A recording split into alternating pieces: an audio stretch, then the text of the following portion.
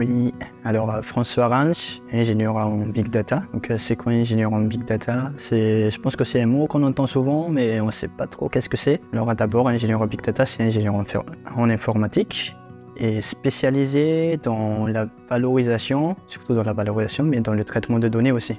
Donc ce qu'on fait réellement, c'est, comme j'ai dit tout à l'heure, c'est donner de la valeur aux données collectées. C'est-à-dire que toutes les applications qu'on utilise tous les jours, que ce soit du web, via nos téléphones, les applications mobiles, etc.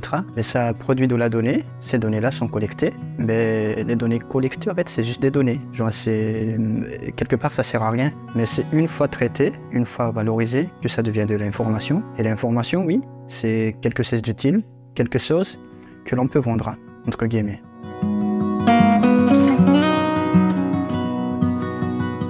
Alors, à mon parcours, moi, c'est plutôt un parcours standard, je dirais. C'est-à-dire que j'ai fait une licence en informatique, puis un master en informatique. Et puis,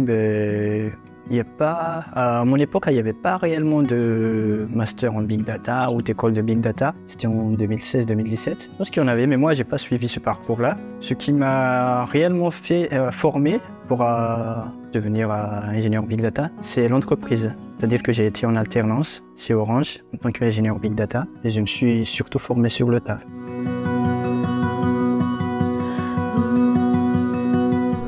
Alors si vous êtes intéressé par le secteur du Big Data et l'informatique en général, il y a plusieurs chemins en fait pour arriver au même chose. Moi c'est le chemin standard. Et par exemple un collègue à moi, il a fait LEA, c'est-à-dire la langue même à la base, mais il a pu devenir ingénieur Big Data par une section aussi. Donc il y a plusieurs chemins, mais le chemin le plus facile, c'est le chemin scientifique quand même, c'est-à-dire un bac scientifique. Puis le plus facile aussi, le plus évident, c'est soit un parcours informatique ou physique aussi, ou mathématique.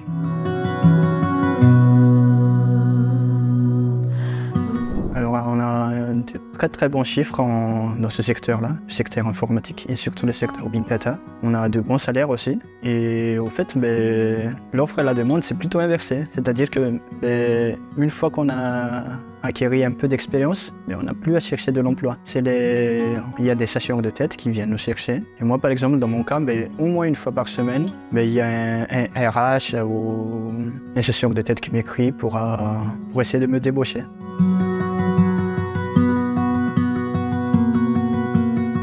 Le message que j'ai à dire, c'est que il faut croire en vos rêves et pour exercer ce métier, il faut, je dirais, aimer résoudre les problèmes. 70% de mon travail, c'est du débugage. C'est-à-dire qu'il y a un bug en production, il y a un bug à résoudre et il faut chercher à résoudre ça, ce problème-là, donner des solutions. Donc il faut aimer ça.